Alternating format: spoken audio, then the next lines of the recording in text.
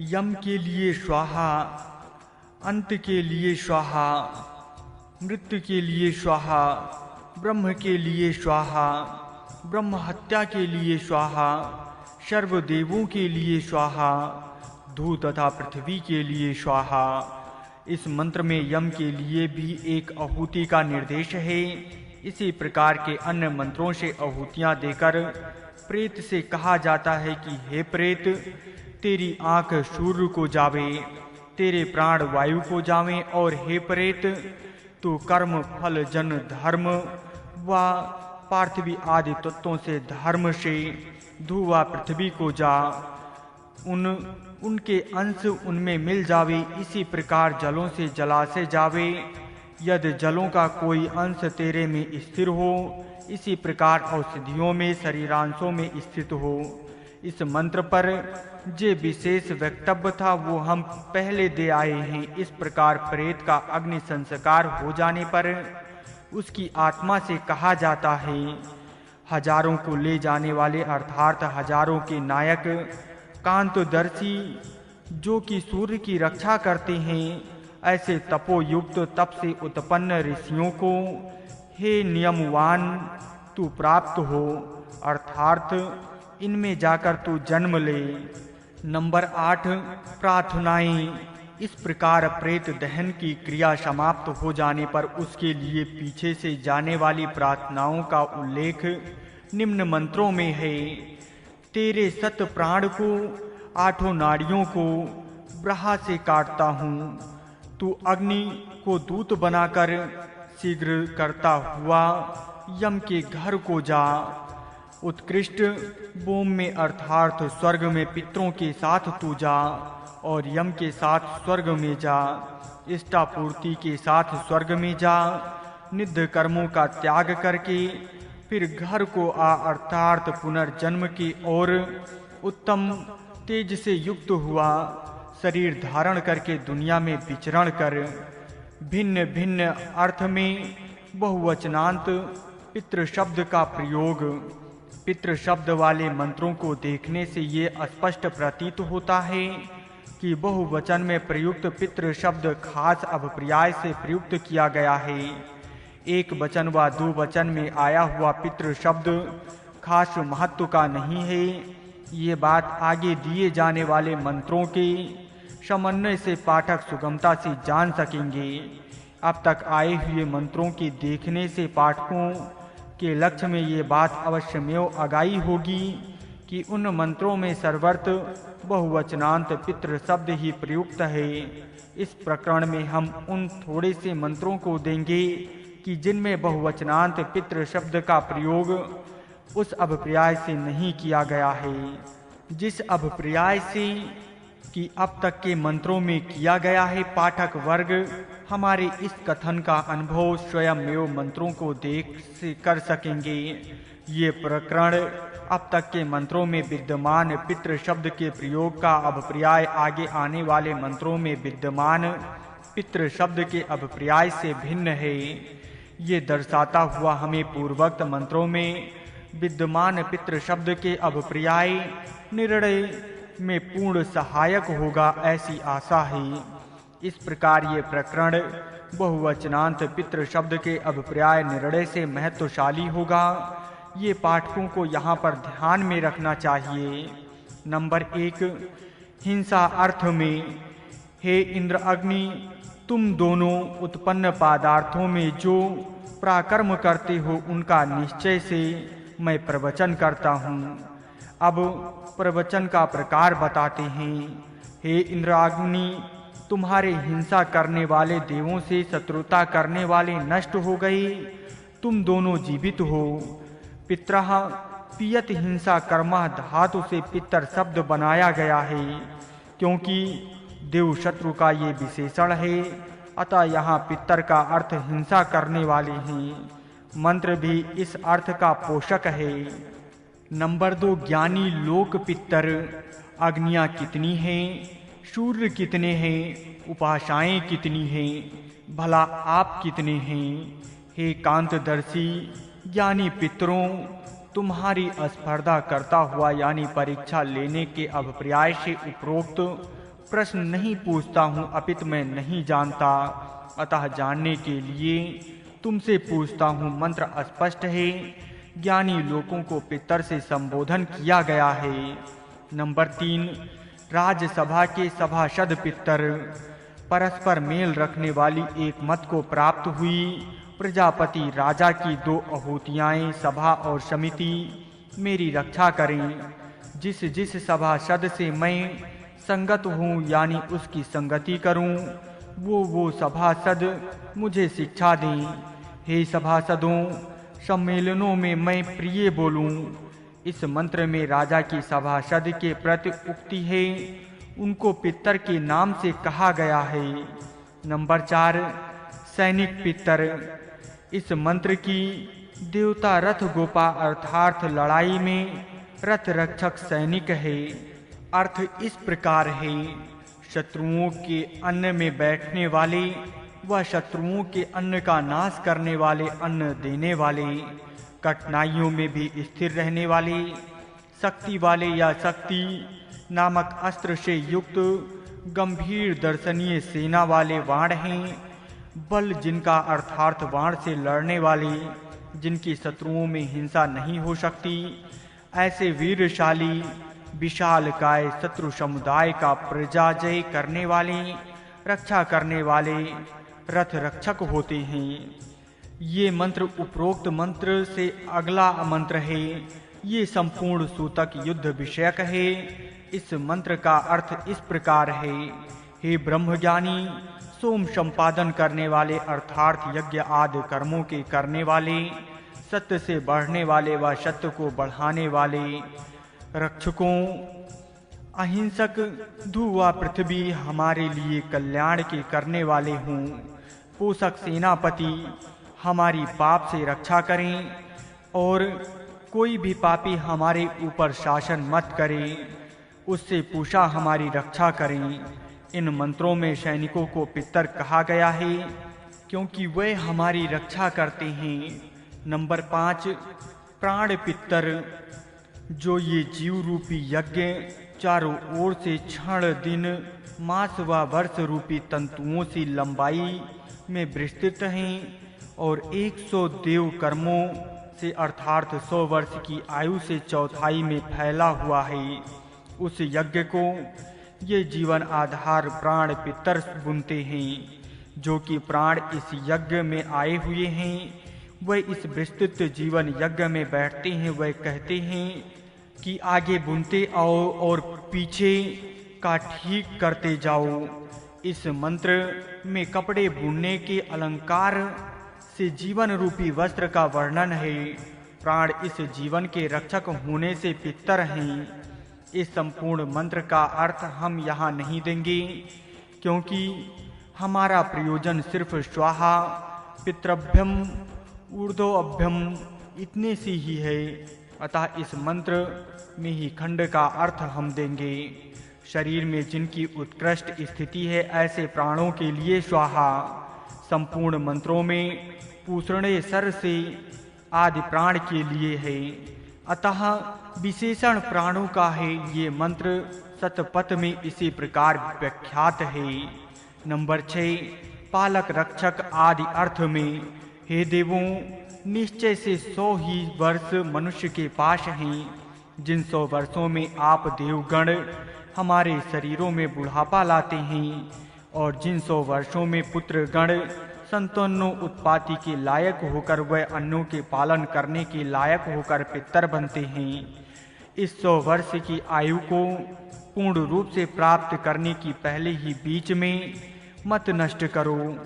वो इंद्र हमारा रक्षक, हमारा देखने वाला, उपदेश करने वाला, सुख देने वाला, मित्र पालक, शंभ पितरों में श्रेष्ठ पिता करने वाला तथा लोगों की कामना करने वाले के लिए अन्य बल वायु का देने वाला इस प्रकार है। हे उपासक, सब जगत का निर्माण करने वाली बड़ी दिव्य गुणों वाली पूजनीय वह धावा पृथ्वी देवों को जन्म से प्राप्त करती हैं, अर्थात उनको उत्पन्न करती हैं।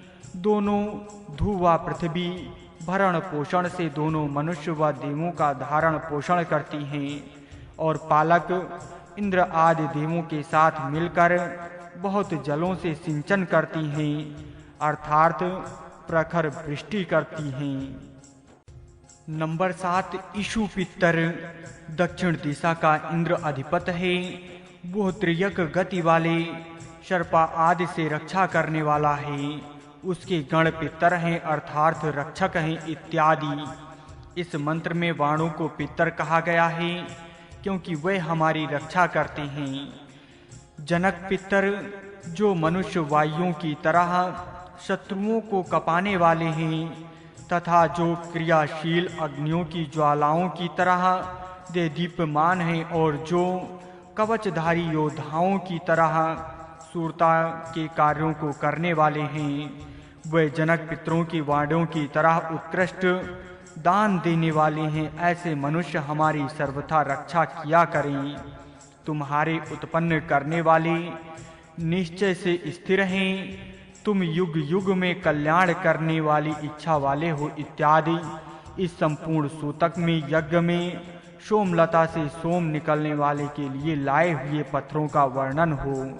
नंबर 8, पूर्वज पितर पुरातन यज्ञ के हो जाने पर उस यज्ञ द्वारा ऋषिगण, अन्य मनुष्य समुदाय व हमारे पूर्वज उत्पन्न हुए हैं।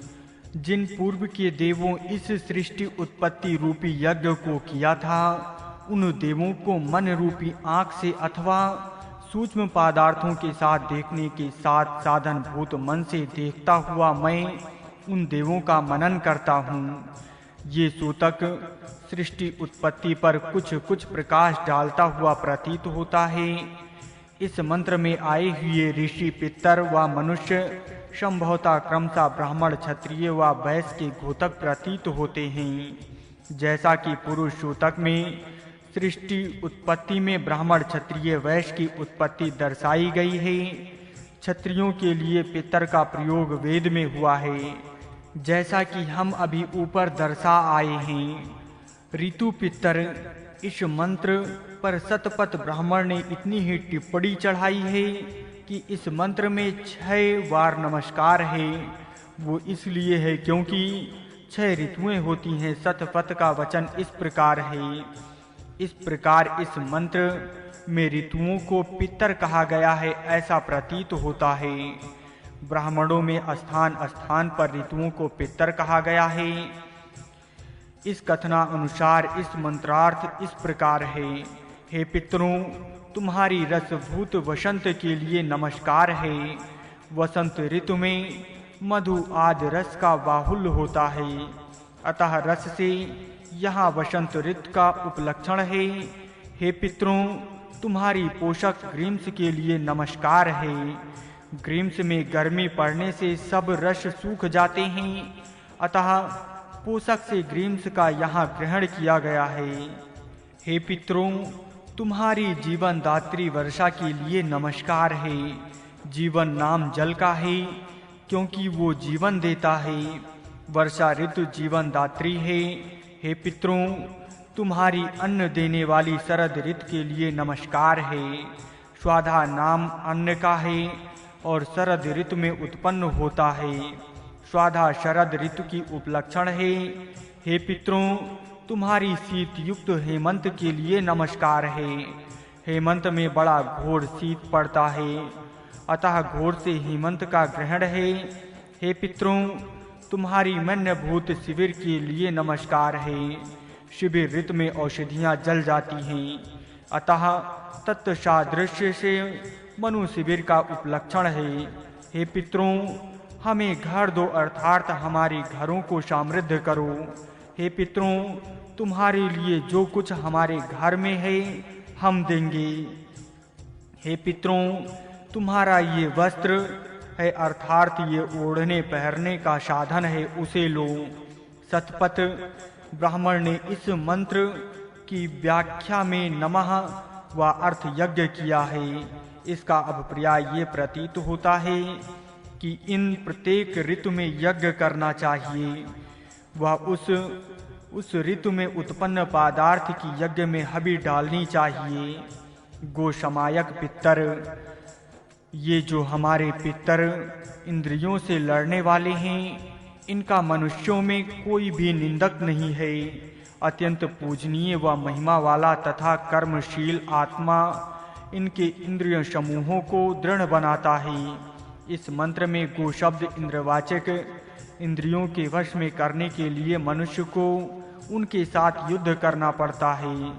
जो योद्धा इंद्रियों पर विजय पा लेता है, अर्थात उन्हें अपने काबू में कर लेता है, उसका फिर दुनिया में कोई भी निंदक नहीं रहता, क्योंकि इंद्रियां ही निंदा की जड़ हैं।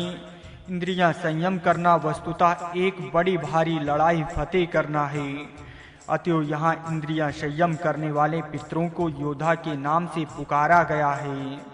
इंद्रियां संयम होने पर आत्मा उन्हें दृढ़ बनाती है। संयमित इंद्रियों वाले पुरुष को सुख दुख आदि द्वंद्व कदाप सता नहीं सकते। उसका इंद्र समूह इतना दृढ़ बन जाता है कि उसे संसारिक कोई भी आपत्ति सता नहीं सकती। इस प्रकार इस मंत्र में इंद्रियां संयम का महत्व दर्शाया है। सोम और पितर। हे सोम, तू अपने मन की गति से यानी अपने बुद्धि से सब उचित अनुचित को जानता है, इसलिए तू सरल व सुगम मार्ग पर अपने पीछे पीछे ले जाता है। हे इंदु, तेरे नेतृत्व से हमारे धीर पितर देवों में रत्न को प्राप्त करते हैं, अर्थात देवों में शिरोमणि बन जाते हैं, या देवों से रत्न यानी संपत्ति प्राप्त करते हैं। इंदु, उन्दी कलेदन से इंदु शब्द बनता है। कलेदन का अर्थ है गीला होना। अमृत से गीला करने वाला यानी अमृत देने वाला शोम्भ गुणों से युक्त। इस मंत्र में सोम के नेतृत्व की महिमा दर्शाई है। पितर सोम के नेतृत्व से देवों में उच्च पद को प्राप्त करते हैं, ऐसा यहाँ से पता चलता है। हे पितरों, जो हृदय में पिया गया है, मृड़ा रहित इंद्र हम मृड़ा धर्म मनुष्यों में प्रविष्ट हुआ है, उस सोम के लिए हवि द्वारा हम पूजा करते हैं। इस सोम के सुख में और सुमति पे हम रहें। इस मंत्र में सोम को हवि देने का, शुभेच्छा से सोम की सलाह में रहने का निर्देश है। ये सोम हमारे में प्रविष्ट हुआ है, ये बात भी यहाँ से पता चल रही है। हे सोम, पितरों के साथ मिला हुआ धूलोक व पृथ्वी लोक का अनुकूलता से विस्तार करता है। हे इंदु, उस तेरे लिए हम हवियों से पूजा करते हैं, जिससे कि हम धनों के स्वामी होवें। इन मंत्र में ये दर्शाया गया है कि सोम पितरों के साथ मिलकर धू व पृथ्वी का विस्तार करता है, उसको हवि देने से धन संपत्ति मिलती है। हे पवित्र सोम, तेरे से ही अर्थात तेरी सहायता द्वारा हमारे धीर पूर्वज पितरों ने श्रेष्ठ कर्मों को किया। इस मंत्र में ये दर्शाया गया है कि सोम की सहायता द्वारा हमारे पूर्वज पितर श्रेष्ठ कर्म करने में सामर्थ हुए। सोम राक्षसों का विनाश करता है। वीर अश्वों वाला होकर सोम को शासक बनने के लिए कहा गया है। पितृमान सोम, काव्य का वहन करने वाली अग्नि के लिए स्वाहा हो, उत्तम पिता वाले सोम के लिए स्वाहा हो। पृथ्वी पर स्थित असुर व राक्षस नष्ट हो जावें। यहाँ सोम को उत्तम पिता वाला कहा गया है। अग्नि व सोम पृथ्वीस्थ असुर व राक्षस नष्ट करते हैं। ऐसा मंत्र की संगति लगाने से पता चलता है। श्रेष्ठ पिता वाले सोम के लिए स्वाधा और नमस्कार हो। यहाँ सोम के लिए स्वाधा व नमः देने का उल्लेख है। सोमवान पितरों के लिए स्वाधा व नमस्कार हो। इन मंत्रों के देखने से इतना स्पष्ट होता है कि सोम व पितरों का परस्पर विशेष संबंध है। ये सोम कौन है ये कहना कठिन है, जब तक कि संपूर्ण सोम विषयक मंत्रों का समन्वय न किया जा सके। अंगिरस पितर, हे मनुष्यों, तुम बड़े भारी बलवान इंद्र के लिए महान नमस्कार तथा अंगिरस नाम के नाम से सोम गायन करके स्तुति करो। जिस अंग्यास सोम द्वारा अर्चना करते हुए हमारे पुरातन पदज्ञ अंगिरस पितरों ने सूर्य किरणों को प्राप्त किया था। हम पहले भी देख आए हैं कि पितरों के सूर्य किरणों की प्राप्त करने का उल्लेख हमें मिलता है। यहाँ पर पुनः अंगिरस पितरों द्वारा सूर्य किरणों की उपलब्धि का जिक्र है। अंगिरस सोम की महिमा यहाँ व्यक्त हो रही है। अंगिरस पितृ किन किन पितरों का नाम है, इसका विचार हम फिर करेंगे। अंग्यास सोम अंगिगूस का अर्थ है स्तुति समूह अथवा आघोष। आघोष का अर्थ है जोर का शब्द, आवाज। देखो निरुक्त अंगिगूस स्तोम आघोष। अंगिघोष का अर्थ हुआ स्तुति समूह वाला या आघोष वाला, यानी जो जोर जोर से बोला गया है ऐसा। अतएव अंगियूस शाम का अर्थ हुआ जो स्तुति समूह संपूर्ण मंत्रों से युक्त है, अथवा जो सोम जोर जोर से गाया गया है। क्योंकि सोम से दुख दूर होते हैं, अतः इसका नाम सोम है। शयंती खंडयंती दुखयायिनी येन तत्शाम। पदज्ञ परम पद को जानने वाला, आत्मज्ञ आत्मा व पदम परमार्थ में द्वितीय का प्रयोग हुआ है, अथवा इसे पश्चंत भी माना जा सकता है। उपरोक्त मंत्र के भाव ही निम्नलिखित मंत्र भी समर्थन कर रहा है। जिन अंगिरस पितरों ने परिवत्सर मेघ का यज्ञ का सत्य द्वारा विवरण किया है और सूर्य किरण रूपी धन को प्राप्त किया है, ऐसे उत्तम मेध वाले अंगिरस पितरों तुम्हारी दीर्घ आयु होवे। तुम मनुष्य जाति पर अनुग्रह करो। इस मंत्र में भी पूर्वोक्त मंत्रानुसार अंगिरस पितरों द्वारा मेघ भेदन करके सूर्य किरणों की प्राप्ति का उल्लेख है। साथ ही ऐसे पितरों की दीर्घ आयु की प्रार्थना की गई है। वह उनसे मनुष्य जाति व कृपा दृष्टि रखने को कहा गया है। धू और पृथ्वी मेरे अनुकूल प्रकाशित होवें। हे सब देवों, मेरे अनुकूल कार्य का प्रारंभ करो। हे अंगिरस तथा सोम संपादन करने वाले पितरों, बुरी कामनाओं का करने वाले पाप को प्राप्त होवे। इस मंत्र में अंगिरस पितरों से प्रार्थना की गई है कि वह पाप कामनाओं के करने वाले को पाप कुंड में डाल दें, ताकि आगे से वो पाप कामनाएं करना भूल जाएं। हमारे नौग अथवा भृगु सोम संपादन करने वाले अंगिरस पितर हैं। हम उन उपरोक्त विशेषण विशिष्ट पितरों की उत्तम सलाह में और कल्याणकारी उत्तम संकल्प में स्थित होवें। इस मंत्र में पितरों की शुभ सलाह में तथा शुभ संकल्प में रहने का निर्देश किया गया है। शब्द पर थोड़ा सा निर्देश हम कर आए हैं, इस पर विशेष विचार अपेक्षित है। अर्थवन अर्थ वाले यानी स्थिर निश्चल प्राकृत वाले होते हैं। चला अर्थक अर्थ धौ से अर्थवन शब्द बनता है। जो निश्चय हो वो अथर्व है, अर्थात भृगु ऋषि ज्वालाओं में पैदा हुआ था। भृगु का जो आग में भुना हुआ है वो अतएव इसकी शरीर में अवस्था नहीं होती।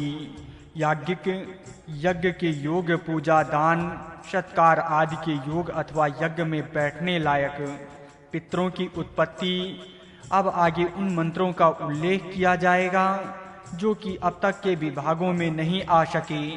यद्यपि इन मंत्रों में पितृ शब्द बहुवचनात् ही प्रयुक्त हुआ है तथा ये मंत्र पहले दिए गए मंत्रों का सा महत्व भी रखने वाले हैं, परंतु हमने जो मंत्रों के विभाग बनाए हैं उनमें से किसी में भी ये नहीं आश के हैं और अतएव ऐसे बचे हुए मंत्रों को इकट्ठा कर उपरोक्त शीर्षक के नाम से यहाँ पर दिया गया है।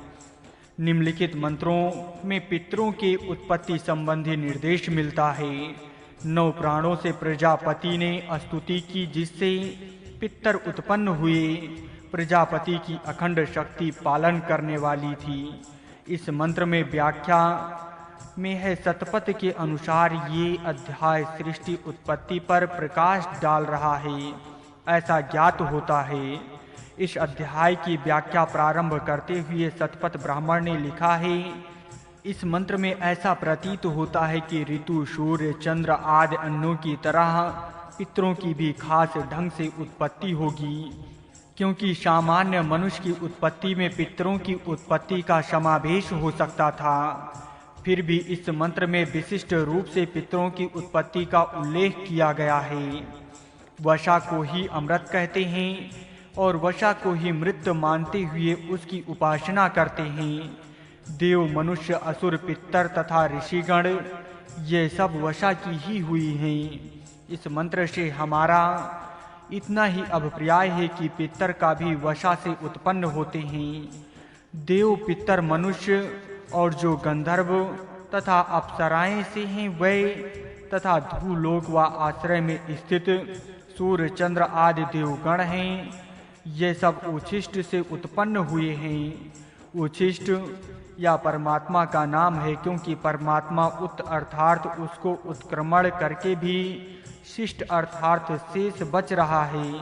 यहाँ पर उच्छिष्ट से पितरों की उत्पत्ति दर्शाई गई है। इस प्रकार इन मंत्रों में पितरों की उत्पत्ति विषयक वर्णन मिलता है।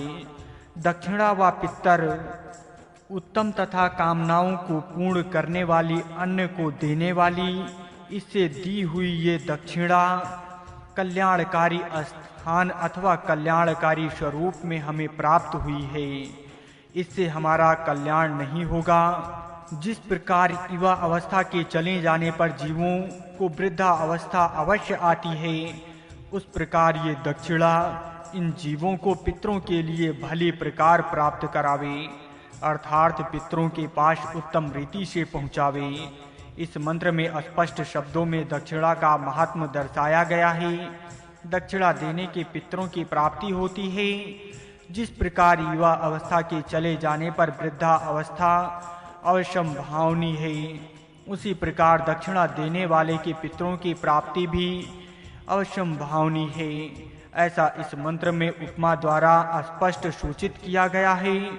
पाठक दक्षिणा के इस महत्व पर अवश्यमेव विचार करें। मरने पर पितरों में गणना। मिट्टी से बने हुए हे मृत पुरुष, तुझको मिट्टी में मिला देता हूँ, अर्थात तुझे पृथ्वी में गाड़ता हूँ। धारक देव हमारी आयु को बढ़ावें, प्राकृष्टता हमसे दूर चले गए।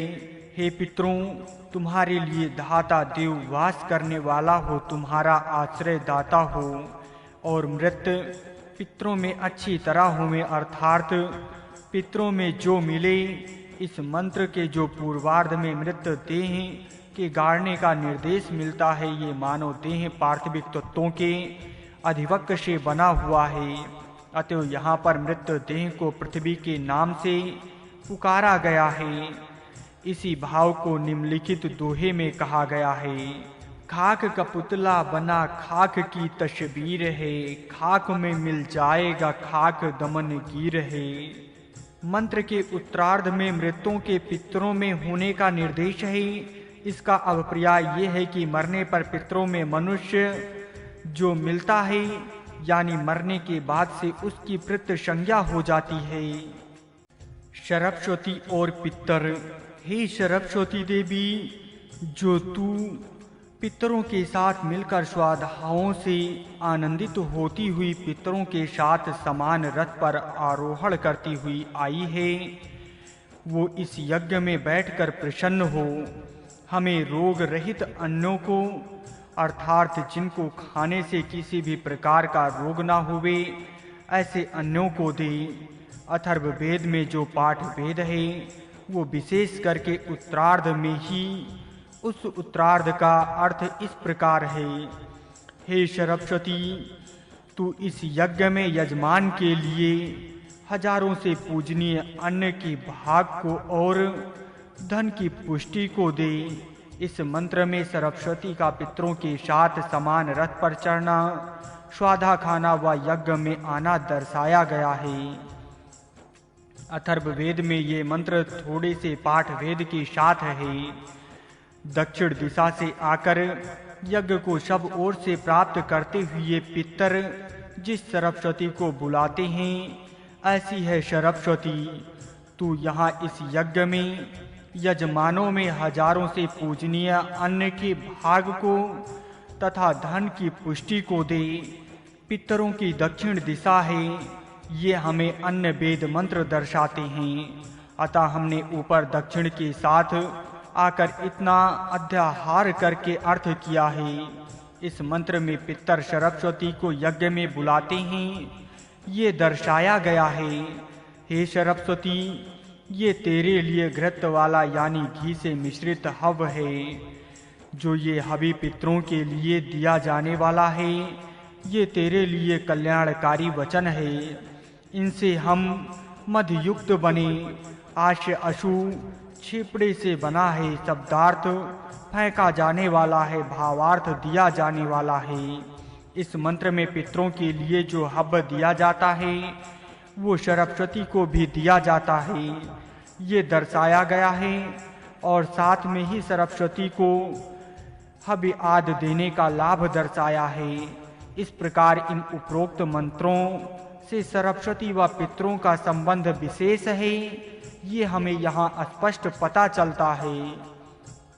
गौ व पितर, देव पितर मनुष्य और जो गंधर्व तथा अप्सराएं हैं, वे सब तुझ गौर की रक्षा करेंगे। वो तू अतिरात्र नाम यज्ञ को शीघ्रता से प्राप्त कर। यहाँ पर अतिरात्र में आने वाली गौ की पितर की भी रक्षा करते हैं, ऐसा दर्शाया है। प्रजापति सब देवों व पितरों के साथ मिला हुआ एक मत से मेरे लिए या गायें देता है। वह प्रजापति कल्याणकारिणी हुई उन गौओं को हमारे गोष्ठ के समीप करे, अर्थात हमारे गोष्ठ में गायें स्थित होवें। इस प्रकार उन गौओं के प्राप्त करने पर हम उन गौओं की संतान से संगत होवें, अर्थात उन गौओं की संतान हमें प्राप्त होती रहे, ताकि ऐसी गौओं का वंशछेद न हो जावे। गोष्ठ जहाँ पर गौएं बांधी जाती हैं, उस स्थान को गोष्ठ कहा जाता है। इस मंत्र में उत्तम गौएं पितरों की सहमति से हमें मिलती हैं, ये दर्शाया गया है। पितर व इंद्र, हे वीर इंद्र, वो श्रोताओं व शिल्पियों का धारक, तू नवीन धन को प्राप्त करने की इच्छा करने वाले की अथवा नवीन स्तोत्र करने वाली इच्छा की प्रार्थनाओं को सुन, क्योंकि याजन करने पर अथवा कामना के होने पर सुख से बुलाने योग्य तो पितरों के प्राकृष्ट व्यवहार में सदा बंधु व्याप्त करने वाला होता है। इस मंत्र में इंद्र को पितरों का बंधु कहा गया है, क्योंकि वो पितरों को उनके कार्यों में बंधुवत सहायता करता है। हे उत्तम वास करने वालों, क्योंकि तुम ऋचाओं के अर्थात ऋचाओं में गान में बड़े भारी शब्द से यानी ऋचाओं की ऊंचे स्वर में गाने से इंद्र में बल को स्थापित करते हो। अतः हे नेतागणों, प्रसन्नता व सेवा से और ज्ञान से तुम्हारे पितरों का न नष्ट होने वाले अक्षय को निश्चय से नष्ट होने नहीं देते। इस मंत्र में सैनिक के लिए पितर आया है, ऐसा प्रतीत होता है। ये मंत्र पूर्ण रूप से स्पष्ट नहीं हुआ है। नवज्ञ पितर, 7 संख्या वाले मेधावी तथा नवज्ञ हमारे पुरातन पितर उस इंद्र को निश्चय से चारों ओर से बलवान बनाते हुए अगत शत्रु व पाप का नाश करने वाले तारक, परवस्त, दोह रहित व अंतक्रमणीय वाणी वाले बल उत्तम इंद्र की माननीय स्तोत्रों से स्तुति करते हैं। निरुक्ताकार यास्का आचार्य की व्याख्या करते हुए नवज्ञ शब्द की व्याख्या इस प्रकार है। 9 प्रकार की गति वाले अथवा नवनीत यानी मक्खन जैसी गति वाले शुद्धाचरण वाले महर्षि स्वामी दयानंद जी ने नवीन गति वाले ऐसा अर्थ किया है। षडाचार निम्नलिखित अर्थ करते हैं। जो 9 मास वाले शत्र को करने वाले हैं। इस मंत्र में आत्मा का वर्णन है। शत विप्रासा से 5 प्राण मन व बुद्धि में अभिप्राय है। और इस प्रकार मंत्र में प्राणों को पितर से कहा गया जान पड़ता है। काम और पितर। काम प्रथम पैदा हुआ, इसको ना तो देवों ने ही पाया, ना पितरों ने, और ना ही मनुष्यों ने। इस कारण से हे काम, तू सब प्रकार से बड़ा है। हे महान काम, उस तेरे लिए मैं नमस्कार करता हूँ। यहाँ पर काम को जानने में पितरों की भी असमर्थता दर्शाई गई है। मणि और पितर। देव, पितर व मनुष्य सदा जिस मणि के आश्रय से जोते हैं, वो ये मणि श्रेष्ठ पद की प्राप्ति करने के लिए मेरे सिर पर स्थित होवे, अर्थात ऐसे मणि को मैं सिर पर धारण करता हूँ। इस मंत्र में ये बताया गया है कि देव, पितर व मनुष्य मणि के आश्रय से जीते हैं। यहाँ ये भी पता चलता है कि पितर व देव मनुष्य से भिन्न है। ब्रह्मोदन पाचक पितर। हे ब्रह्मोदन, हजारों पीठ वाले अर्थात अत्यंत फैला हुआ तू सुकृत के लोक में अपनी बड़ी बड़ी महिमा से विस्तीर्ण होता हुआ फैल। पितामहों का समूह, पितर संतति व संतति की संतति और पंचदशा में तेरा पकाने वाला हूँ। पंचदशा 15वां अथवा 5 प्राण, 5 इंद्रियां व 5 भूतों से बना हुआ है। इस मंत्र में पितामह, पितर आदियों को ब्रह्मादन पाचक कहा गया है, अर्थात ये सब ब्रह्मादन पकाते हैं। ब्रह्मचारी व पितर। पितर देवजन तथा देव ये सब अलग अर्थात स्वतंत्र रूप से ब्रह्मचारी की रसार्थ अनुगमन करते हैं। गंधर्व गण इस ब्रह्मचारी के पीछे पीछे चलते हैं। 6337 इन सब देवों को वो ब्रह्मचारी अपने तप द्वारा पूर्ण करता है, पालन करता है।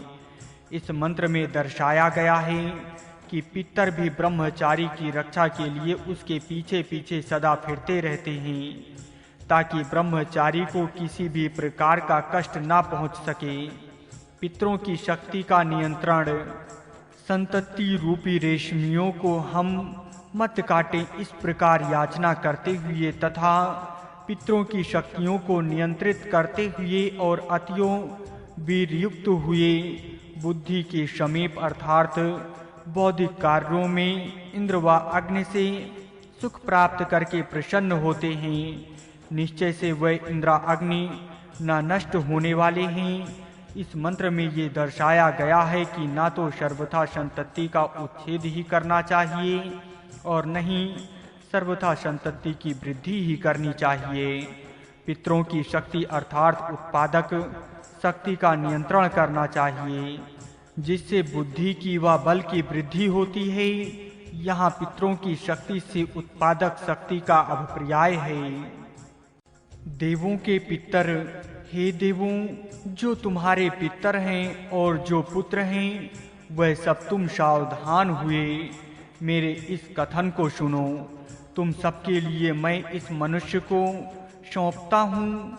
इसे कल्याण पूर्वक वृद्धा अवस्था के लिए पहुँचाओ, अर्थात ये वृद्धा अवस्था आने के पूर्व ही अल्प आयु में मरने ना पावे। परमा आदि रक्षा के लिए सौंपता हूँ। पर उपसर्ग पूर्वक दा धातु का अर्थ रक्षाण देना है। इस मंत्र में देवों के पितर व पुत्रों का उल्लेख है।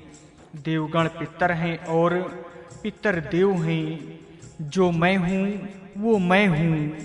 षाढ़ाचार्य ने इस मंत्र का स्पष्टीकरण इस प्रकार किया है। जो देव वासुदेव रुद्र आदि रूप हैं वह हमारे पितर हैं, और जो हमारे पितर हैं वह वासुदेव रुद्र आदि रूप हैं। इस प्रकार परस्पर के व्यतिहार से पितरों का देवात्मक होना दृढ़ किया है।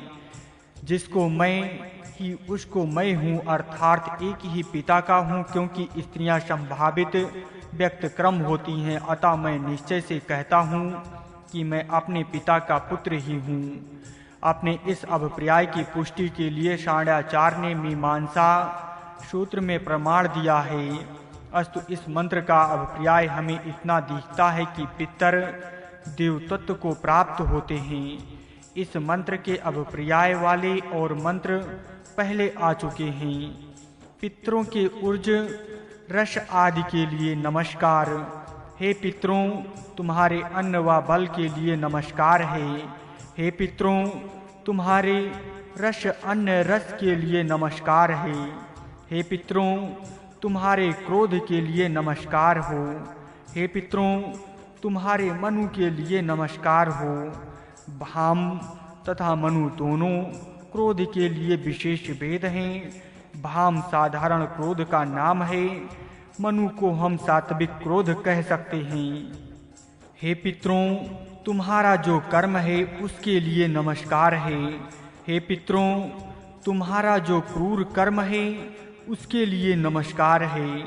हे पितरों, तुम्हारा जो कल्याणमय कर्म है उसके लिए नमस्कार है। हे पितरों, तुम्हारा जो सुखमय कर्म है उसके लिए नमस्कार है। इस प्रकार इन मंत्रों में पितरों के विविध कर्मों के लिए नमस्कार किया गया है। पितरों का इष्टि पूर्ति 3 अशीतियों के साथ, साम गायकों के साथ, आदित्यों के साथ, वसुओं के साथ तथा अंगिरसों के साथ मिलकर पितरों का इष्टि पूर्वक हमारी रक्षा करें। दिव्य तेज द्वारा इष्ट दुष्ट पुरुष को ग्रहण करता हूँ, अर्थात इसका नाश करता हूँ। इस मंत्र में पितरों का इष्ट पूर्ति हमारा रक्षण करता है, ये दर्शाया है। पुत्रों के रक्षार्थ पितरों को इष्ट पूर्ति करना चाहिए, ऐसी प्रतिध्वनि यहाँ से निकलती है। यदि यहाँ जो पाप हमारी माता के पास से, हमारी पिता के पास से, हमारे भाई के पास से, पुत्र के पास से अथवा मन के पास से प्राप्त हुआ है, अर्थात उनके कारण ये पाप आया है, तो जितने भी पितर हमारे साथ संगत हुए हैं उन सब का क्रोध कल्याणकारी होवे, उससे हमारी नुकसान न होने पावे। इस मंत्र में पाप के कारण से उत्पन्न पितरों के क्रोध को शांत करके उसे कल्याणकारी बनाने की प्रार्थना है। पितरों से मिलकर श्रेष्ठ होना। ये जो अन्य पितर यहाँ हैं और जो तुम पितृगण यहाँ पर हो, वह अन्य पितर तुम्हारे अनुकूल होवें और तुम उनमें श्रेष्ठ होवो।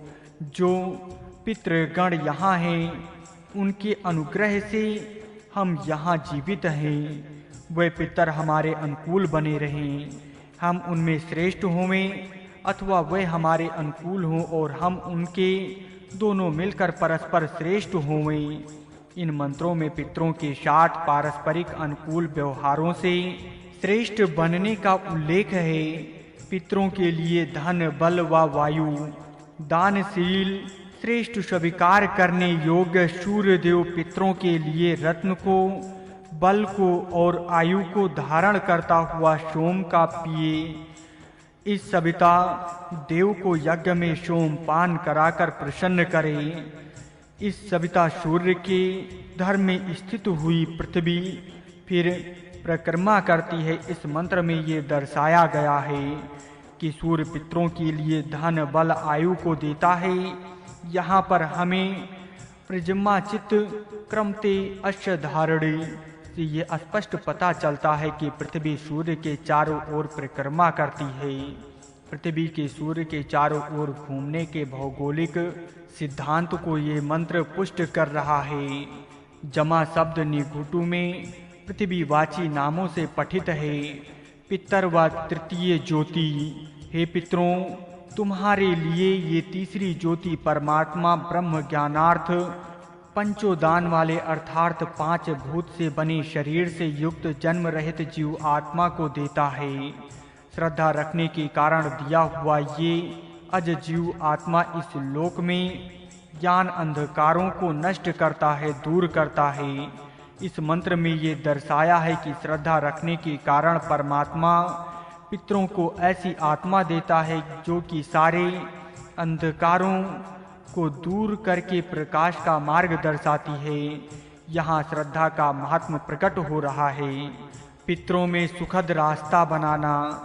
ये सेना मेरा अनासर प्रकाश है। खेत से उत्पन्न ये पका हुआ अन्न मेरी ये कामनाओं की पूर्ति करने वाला गौ है। ये धन मैं ब्राह्मणों में स्थापित करता हूँ, अर्थात इन्हें देता हूँ, और इस प्रकार पितरों में रास्ता बनाता हूँ, जो कि रास्ता स्वर्ग का है, सुख प्रारक है। इस मंत्र में ये दर्शाया गया है कि ब्राह्मणों को धन दान करने से पितरों के बीच में सुखप्रद मार्ग बनाया जा सकता है। पितरों के बीच में यदि सुखपूर्वक विचरण करना हो तो ब्राह्मणों को धन दान करना चाहिए, ऐसा इस मंत्र का आशय प्रतीत होता है। हे अर्ध आयु पोषण करने वाले ब्रह्मोदन कि इस मुख से अर्थात उसके ऊपर के छिलके को विशेष रूप से साफ कर। हे प्राकृष्ट ज्ञानवान, उन चावलों में घी डालने के लिए स्थान बना। घी द्वारा उस ब्रह्मादन के सर्व अवयवों को परमाजित कर। इस ओदन द्वारा मैं पितरों में मार्ग बनाता हूँ, जो कि मार्ग सुख प्रारक है। इस मंत्र में ये दर्शाया गया है कि यदि पितरों में सुखपूर्वक विचरण करना हो तो खूब घी मिश्रित चावलों का होम करना चाहिए। मृत पितरों का अनुगमन निषेध।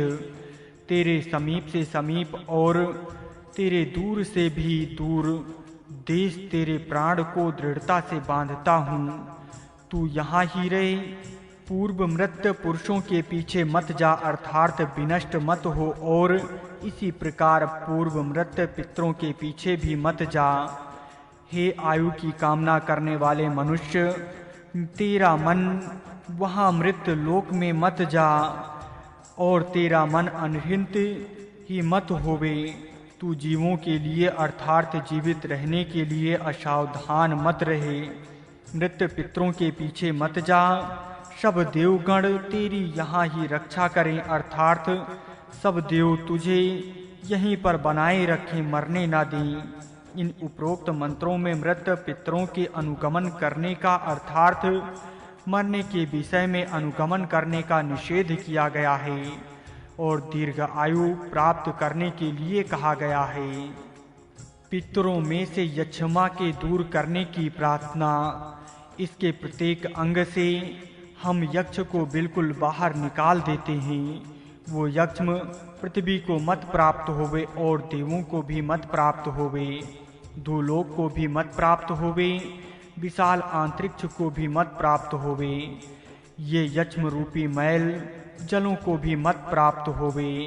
हे अग्नि, यम को भी मत प्राप्त होवे, और सब पितरों को भी मत प्राप्त होवे। इस मंत्र में यक्ष रोग को दूर करने की तो प्रार्थना है ही, पर यहाँ एक बात विशेष लक्ष्य में रखने जैसी है, और वो ये है कि यम व पितरों के यक्ष्म ना प्राप्त होने की प्रार्थना अग्नि से की गई है। इसका कारण स्पष्ट है। पहले हम देख आए हैं कि ये अग्नि यमलोक में पितरों के पास जाती है, अतः अग्नि द्वारा ही यक्ष्म रोग के वहां पहुंचने की संभावना है। अतएव अग्नि से कहा है कि यम व पितरों को यक्ष्म प्राप्त मत होवे। पितरों का तर्पण। कन्या सदा पितरों ससुर कुल में रहना। भगवश्याम वर्ष आदित्य सदी वृक्षादिवस्त्रजम महाबुधना इव पार्वतो ज्योक पितृ स्वास्थताम। जिस प्रकार वृक्ष से फूलों की माला ग्रहण करते हैं, उसी प्रकार में वर अश्याम इस कन्या का भर्ग वर्चः ऐश्वर्यशाली तेज को मैं आदिशी ग्रहण करता हूँ, अर्थात इस कन्या को पत्नी रूप से मैं स्वीकृत करता हूँ। यह वधू महाबुधना पर्वत एवं बड़े मूल वाले पर्वत की तरह ज्योक सदा पितृ अस्ताम पितरों में अर्थात अपने कन्या के ससुर कुल में स्थिर है। जिस प्रकार बड़ी मूल वाला पर्वत जड़ों की खूब जमीन के अंदर गहरा जाने से निकल होता है, उसी प्रकार यह निश्चल ससुर कुल में रहे। ऐसा ते कुलपाराजन ताम ते परिदद्धसी ज्योक पितृश्वासाता आश्निष्णः समुप्यात। इस मंत्र में वर के ससुर कुल की वर के प्रति उक्ति है। कन्या का पिता कन्यादान करता हुआ वर से कहता है कि राजन, हे राजमान वर, यह वधू तेरे कुल का रक्षण करने वाली है। इस प्रकार की इस वधू को मुझे हम सौंपते हैं। यह कन्या सर्वदा तेरे पितरों में अर्थात ससुर कुल में स्थिर रहे, सिर से लेकर सब अंगों में इसकी वृद्धि होती रहे, अर्थात ससुर कुल में यह क्षीण ना होवे, सर्वदा वृद्धि को प्राप्त होती रहे। इस प्रकार इन मंत्रों में पितरों का अभिप्राय ससुर कुल प्रतीत होता है। पूषा की पितरों को प्रेरणा, आतत्ते दस्रमंतुमः पूष्णवो वृणीमहे येन पितॄन् चोदयः। हे दर्शनीय व दुष्टों के नाश करने वाले ज्ञानवान पूषा, हम तेरी उस रक्षा को चाहते हैं जिससे कि तू पितरों को प्रेरित करता है। ऐसाम पितरों अपनी रक्षा द्वारा प्रेरित करता रहता है, यह यहाँ पर ज्ञात होता है। ब्रह्म गौ के दूध पीने से पितरों में पाप। इस ब्रह्म गौ का मारना क्रूरता का काम है। यदि उसका मांस खाया जाए तो वह प्यास लगाने वाला होता है। इसका जो दूध पिया जाता है वह दूध पीना निश्चय से पितरों में पाप पैदा करने वाला होता है। संपूर्ण सूक्त देखने से ब्रह्म गौ का अर्थ ब्राह्मण की जमीन वाणी किंवा गाय प्रतीत होता है। यदि राजा ब्राह्मण की जमीन को छीन ले व उस पर कर लगावे अथवा अन्य किसी प्रकार का अत्याचार करे तो उसे इससे क्या नुकसान होता है, इसका यहाँ पर वर्णन है। इसके अनुसार पितर शब्द से राज कर्मचारियों का ग्रहण है। पालक अर्थ में पितर। हे खेंडुखा, खेमखा तथा तदुरी नामक जाति वाले मंडू को वर्ष मध्य वनुध्वम वर्षा के बीच में आनंदित हो। हे पालक जनों, तुम मरुता मन इक्षतः वायुओं का मनन करने से योग्य ज्ञान प्राप्त करो, अर्थात किस वायु से कब व कैसी वृष्टि होती है इत्यादि वायु संबंधी ज्ञान के मनन करने का प्रयत्न करो। इस मंत्र के आध्यात्मिक अर्थ में पितर इंद्रियों के लिए आया प्रतीत होता है। आध्यात्मिक अर्थ इस प्रकार है। हे इड़ा नाड़ी, हे पिंगला नाड़ी, हे ब्रह्म तक पहुँचने वाली नाड़ी तथा हे मध्य में रहने वाली सुषुम्ना नाड़ी, तुम वर्षवधुन्नः ज्ञान से उत्पन्न आनंद वृष्टि से आनंदित हो। हे इंद्रिय गणों, तुम मन के साथ संगत होने की इच्छा करो, अर्थात मन के साथ एकाग्र हो, ताकि ब्रह्मगान का लाम होश से खंडवा कर्णम आत्मानं खनतीति खंडवा खकारः छांदसः खेमखा खई स्थिर से मना प्रत्यय, जो स्थिरता उत्पन्न करे। तंदूरी तद ब्रह्म इत याति तंदूरी। याम मेधाम देवगणा पितरश्चोपासते तथा मामघ मेघयाग्ने मेधाविनम कुरु स्वाहा। याम मेधा, जिस बुद्धि की देवगण तथा पितृगण उपासना करते हैं, हे अग्नि, मेधया उस मेधा से, माम मुझे मेधावनी मेधावी कर। इस मैत्र से उस मेधा को मांगा गया है जिसकी कि पितर उपासना करते रहते हैं। ऐसाम महिमना पितरम न ईसरे। इन देवों की महिमा के पितर भी स्वामी बने, अर्थात पितरों ने देवों की महिमा को प्राप्त किया, यानी देव बन गए और इस प्रकार देव हुए। देवेषु अपकृतुम अदधु, देवों में भी कर्म करने लगे ताकि देवत्व से भी ऊंचे पद का लाभ हो। और यानी अस्तित्व जो तेज प्रकाशित हो रहे हैं एकत्रित हुए तथा फिर इन पितरों के शरीरों से पूर्णतया प्रविष्ट हो गए। पितरों के देवत्व लाभ का इस मंत्र से पता चलता है। यज्ञ का पितरों में जाना। देवान दिग्मगन यज्ञस्ततो माम द्रविणमस्तु मनुष्यान अंतरिक्ष मगन यज्ञस्ततो माम द्रविणमस्तु पितृन पृथ्वी मगन यज्ञस्ततो मा द्रविणमस्तु ये केचम लोकमग्नम यज्ञस्ताम में भद्रमभूत। यज्ञ देवों व देवों को गया इस कारण से मुझे धन से व्याप्त करे अर्थात धन मिले। इसी प्रकार यज्ञ मनुष्य व अंतरिक्ष पितर व पृथ्वी तथा जिस किसी लोक को गया हुआ है वहां से मुझे धन प्राप्ति करावे। पितरों के लिए यज्ञ करने से धन लाभ होता है, ऐसा यहाँ हमें मंत्र से पता चल रहा है। इस मंत्र में यज्ञ के महत्व का वर्णन है। ऐन्द्र प्राणो अंगे अंगे निदिन्दन्द्र उदानो अंगे अंगे निदितः। आत्म संबंधी प्राण प्रत्येक अंगों में प्रकाशित होवे। उदान अंगे अंगे निधिता। उदान वायु प्रत्येक अंग में स्थित होवे।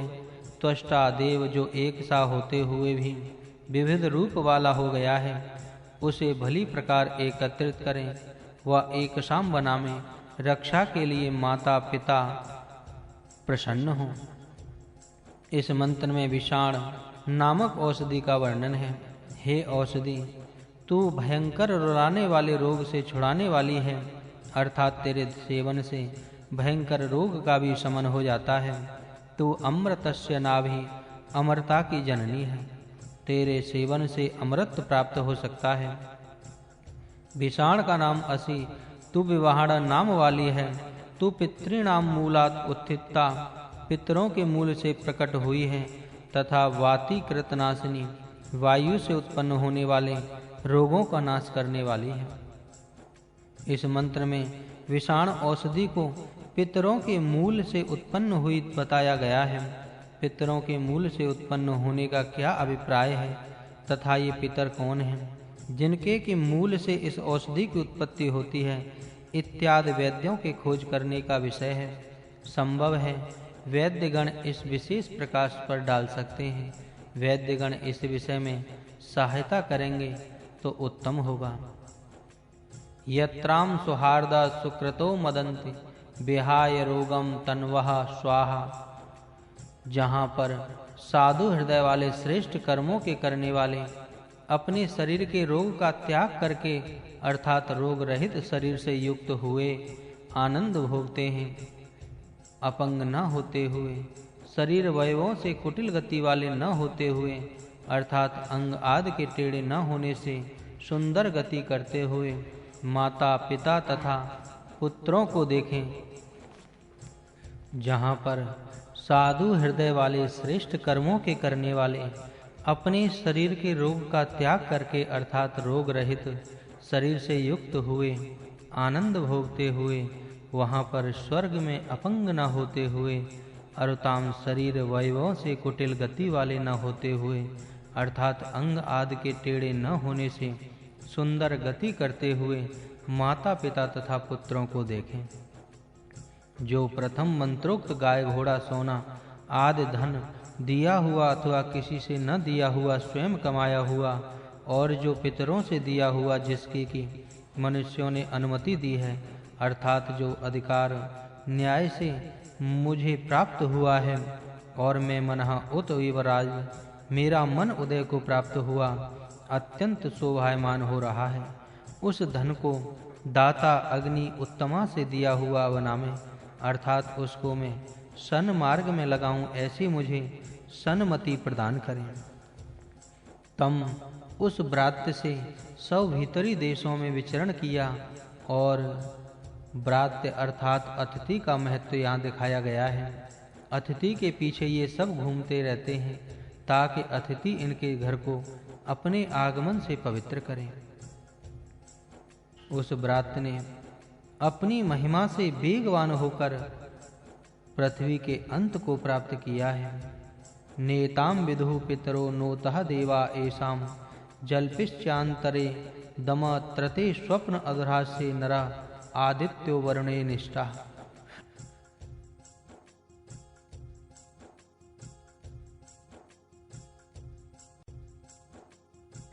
यम की महिमा अब तक के प्रकरणों में पितरों का विषय था, वह प्रायः समाप्त हुआ है।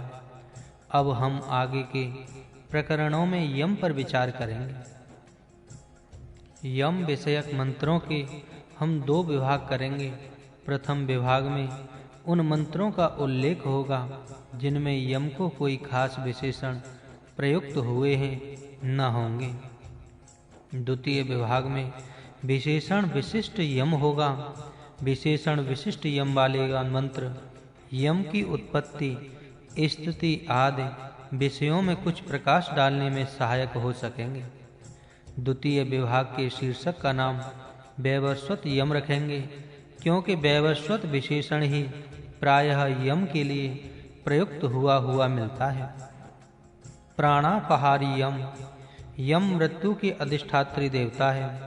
प्राणियों के जीवन के अपहरण का कार्य यम करता है। मृत्यु का यम ही दूत है, यह हमें आगे पता चलेगा। प्राणियों के मारने का काम यम करता है, यह निम्न मंत्रों से स्पष्ट हो रहा है। बदलू को बदति मोग में तत् यस कपोतः एद मग्नो कृणोत यस्यः दूता प्रतथा एषम एतस्मै यमाय नमो अस्तु मृतवे। उलूक यत वदते, उल्लू जो अशुभ बोलता है, एतद यह उसका बोला हुआ, मोघम निष्फल हो, अर्थात इस उल्लू ने जिस आने वाली आपत्ति की सूचना दी है वह निष्फल होवे। कपोतः और कबूतर अग्नि यत पदम कृणोत, अग्नि में जो पैर करता है अर्थात पैर से अग्नि सेकता है, वह भी निष्फल हो। इस अपशगुन से सूचित आपत्ति का भी निराकरण हो। यह उल्लू व कबूतर यस्य प्रहता दूता, जिसका भेजा हुआ दूत है, उस मृत्युवे यमाय मारने वाले यम के लिए नमः नमस्कार होवे। इस मंत्र में उल्लू के बोलने व कबूतर के पैर से अग्नि सेकने आदि अपशगुन से उत्पन्न आपत्ति निवारण की प्रार्थना है। अथर्ववेद सूत्र 6 मंत्र 27, 28 तथा 29 में भी ऐसा ही वर्णन मिलता है। पाठक वहां देख सकते हैं। ऐसे अपशगुन मृत्यु की संभावना को सूचित करते हैं, ऐसा जान पड़ता है। अतएव इन अपशगुनों के करने वालों को यम का दूत कहकर पुकारा गया है। शकुन व अपशगुन संबंधी वेद मंत्र हैं। यह पाठकों को लक्ष्य में रखना चाहिए। अस्तु यहाँ यम उसी अर्थ में है जिस अर्थ में कि वह प्रसिद्ध है। यह प्रथमः प्रवतमास साधः बहुव्य पंथा मनुष्वस्परान यो यस्येषे द्विपदो चतुष्पदे तस्मै यमाय नमो अस्तु मृतवे। जिस यम ने अनुष्पाख्यान खोज करते हुए बहुव्य प्रथम बहुतों से पहले होकर प्रवतम पंथा आश्रसाद प्रकष्ट मार्ग को प्राप्त किया, तथा यह जो अश्य द्विपदः इस दो पैर वाले मनुष्य जगत का व अश्य चतुष्पदः इस चार पैर वाले पशु जगत का स्वामी है, तस्मै उस मृत्यु के यमाय मृत्यु करने वाले यम के लिए नमः अस्तु प्रणाम है। यहाँ पर भी यम उसी में अर्थ है जिस अर्थ में के पूर्व मंत्र में प्रयुक्त हुआ है। नमोस्तु ते निरते अग्नि ज्योतिष्मान विच्रता बंध पाशान यमो मह्यम पुनरितम त्वाम ददाम तस्मै यमाय नमो अस्तु मृतवे। हे तिग्म तेजः निरते, हे तेज नष्ट करने वाली नैऋत्य, ते नमः अस्तु तेरे लिए प्रणाम है। अयस्यमानः बंध पाषाण, लोहे की बनी हुई बेड़ियों को विस्तृत खोल दे, काट दे। यम ने त्वाम तुझे मह्यम मेरे पुनः फिर ददात दिया है। मृत्यवे यमाय प्राणापहरण करने वाले यम के लिए नमः अस्तु नमस्कार होवे। तिगम तेजः तिगगतौ हिंसाय च से हिंसा अर्थ में तिग शब्द बनाने पर इसका अर्थ होगा कि जो तेजक नाश करे वह तिग्म तेज है।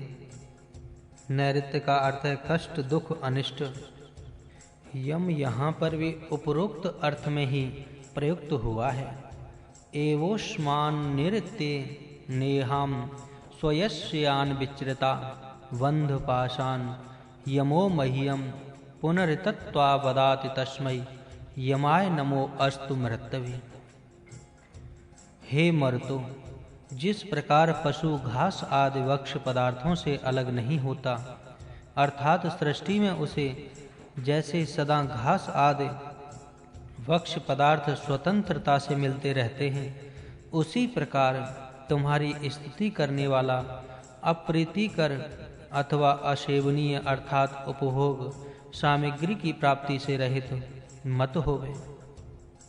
उपासक को भी मृग की तरह स्वतंत्रता से उपभोग सामग्री प्राप्त होती रहे और वह उपासक यमस्य पथाम यम के मार्ग से मत जावे, यानी शीघ्र मृत्यु को प्राप्त मत होवे। इस मंत्र में भी स्पष्ट रूप से प्राणापहरण करने वाले यम का ही उल्लेख है। देवेभ्यः कम व्रणीत मृत्युम प्रजाये किम मृतम नाव्रणीत बृहस्पतिम यज्ञमकृणंतम ऋषि प्रियाम यमस्तन्वः प्राचरेत। इस मंत्र का उत्तरार्ध थोड़े से पाठ वेद के साथ अथर्व में इस प्रकार से आया है। देवेभ्यः देवों के लिए किस मृत्यु को स्वीकृत किया है, अर्थात देवों के लिए मृत्यु कौन सी है? उत्पन्न होने वाली मनुष्य आदि संतति के लिए क्यों अमरता स्वीकृत नहीं की, अर्थात प्रजा को अमर क्यों नहीं बनाया? मनुष्यों ने बृहस्पति ऋषि को अमरता प्राप्ति के लिए यज्ञ बनाया तो भी यम ने उनके प्रिय शरीर को छीन लिया, अर्थात तो भी उन्हें अमरता का लाभ न हुआ। अथवा अथर्ववेद के पाठ भेद अनुसार इस मंत्र का अर्थ इस प्रकार भी हो सकता है। देवेभ्यः कम मृत्यु न अव्रणीत, देवों में से कौन मरता न था, अर्थात देव भी सब मरते थे। तब बृहस्पति ऋषि यज्ञम अतनुत, देवों में से बृहस्पति ऋषि ने अमरता की प्राप्ति के लिए यज्ञ किया और हवनों के लिए अमृतम अव्रणीत, अमरता को प्राप्त किया, पर प्रजाए प्रजा के लिए किम अपि अमृतम न, कोई भी अमरता न प्राप्त की। अतएव प्राणों के अपहरण करने वाला यम प्रजाओं से उनकी प्यारी देह छीन लेता है, अर्थात प्रजा की मृत्यु होती है। यहाँ पर अलंकारिक रूप से देवों की अमरता व मनुष्य की नश्वरता का वर्णन किया गया है। हे जातवेद, ये जो शत्रु दाहिनी ओर से यज्ञ करके हम पर आक्रमण करते हैं और जो दक्षिण दिशा से असमान हमें दास बनाने के लिए आक्रमण करते हैं, वे शत्रु यम को प्राप्त करके पीठ मोड़ पर भागते हैं, व्यथित होते हैं, अर्थात उनका दुर्दशा पूर्वक नाश होवे। इन शत्रुओं को मैं उनका प्रतिसर से हन्मी मारता हूँ। प्रतिसर सायणाचार्य ने इसका अर्थ किया है कि जिससे आभिचारिक कर्म का निवारण हो। पिशाच, हे पिशाचों, तुम्हारी गर्दनों को रुद्र ने काट डाला है। पीड़ा देने वाली तुम्हारी पंखलियों भी वह रुद्र काट डाले। संपूर्ण तथा वीर से युक्त औषधि यम ने अजम गमतः यम के साथ भली भांति संयुक्त करे, अर्थात मार डाले। इस मंत्र में शत्रु विनाशार्थ जहरीली औषधियों के प्रयोग करने का निर्देश दिया है। ज्येष्ठाग्नात जातः, ज्येष्ठ अग्नि में पैदा हुए तथा विचृत में पैदा हुए इस कुमार की यम के मूलोच्छेदन से हे अग्नि रक्षा कर, इसे मरने से बचा। इस पुत्र को विश्वान द्रोतान सर्व पापों विघ्नों से बचाकर दीर्घ आयु प्रदान करो। ज्येष्ठा नामक नक्षत्र में उत्पन्न संतान ज्येष्ठ का नाश करती हैं। इस विषय में तैत्तरीय ब्राह्मण का निम्न वचन है। ज्येष्ठाम एषाम अवधिस्मेति तज्ज्येष्ठ धनी। विचित्र हिंसा स्वभाव वाले मूल नक्षत्र का नाम है। इसमें पैदा हुई संतान नष्ट हो जाती है। इसमें निम्न वचन है, मूलम एषाम अवृक्षित मेति तन्मूल वहिणी। यहाँ पर यम का जो संतति का मूलोच्छेदन अर्थात जड़ से नाश करना है, उससे बचाने की प्रार्थना है। एवं यम यहाँ पर विनाश करने के अर्थ ही प्रयुक्त हैं। हमें विवस्वान सूर्य अमरता में दधात स्थापित करें। मृत्यु परा एतु, मृत्यु दूर भाग जाए, हमें अमरत्व प्राप्त होवे। इन पुरुषों की सूर्य बुढ़ापे तक रक्षा करें।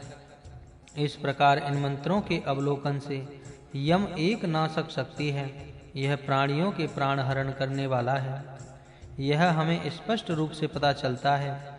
यम अन्य अर्थों में भी वेदों में प्रयुक्त हैं, जैसा कि हम आगे चलकर दिखाएंगे।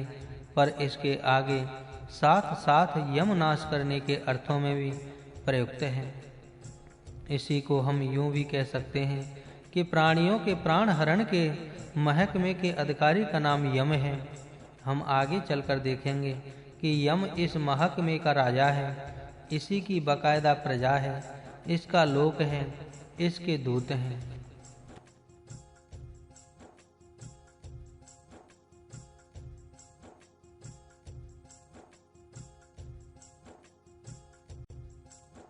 अश्वनी व यम की महिमा। विलुप्त विरासुरेर्देव देवानां वाम ज्योतिभिः सासदानः तद्राशभो नाशत्या सहस्रमाजा यमस्य प्रधिने जिगाय। हे चीर फंडी करने वाले, अश्विनों विलुप्त में ही बल से गिराने वाले अर्थात शक्तिशाली हेमाविहि शीघ्रगामी घोड़ों से, देवानाम ज्योतिभिः देवों की प्रेरणाओं से, उस राजस अर्थात गर्दभ जो कि तुम्हारी अश्विनों की सवारी है। यमस्य यम को जिसमें बहुत धन की प्राप्ति होती है, ऐसे संग्राम में सहस्त्र हजारों को जीत लिया है। इस मंत्र में अश्विनौ व यम की लड़ाई का अलौकिक वर्णन है। यम मारने वाला है और अश्विनों देवों के वैद्य होने से जिलाने वाले हैं। यहाँ पर यम का पराजय व अश्विनों की राजसभा की जीत का वर्णन है। सास दाना साद्रिल सात ने यह शब्द बना है, इसका अर्थ चीरा फाड़ी करने वाला है। द्युलोक में यमलोक, नरावा संसम पूषण मगोपहिन्नग्नि देविध्वमभ्यर्चसे सगिरा सूर्यमासा चंद्रमसा यमं दिवि त्रतम वात मुशमक्तुः मश्विनः। यहाँ पर इतना बताया गया है कि यम की द्युलोक में स्थिति है। पूर्व मंत्र से यह पता चला था कि यम की दिशा दक्षिण है। इसका मतलब यह हुआ कि द्यु में दक्षिण की ओर कहीं पर यमलोक है। हमें पितृलोक के प्रकरण में उद्वन्वती द्यौर्वमा इत्यादि मंत्र से पता चलाया था कि 3 द्यु हैं। उनमें से प्रथम जो जल रहता है, द्वितीय में सूर्य आदि नक्षत्र गण रहते हैं तथा तृतीय में पितर देवता रहते हैं। अब हमने यह देखना है कि इन तीनों में से यम की द्यु कौन सी है। इसके निर्णय के लिए हमें पितृलोक में आया हुआ तिस्रो ध्यावा सवितुर्धा उपस्थाम इत्यादि मंत्र सहायता देता है।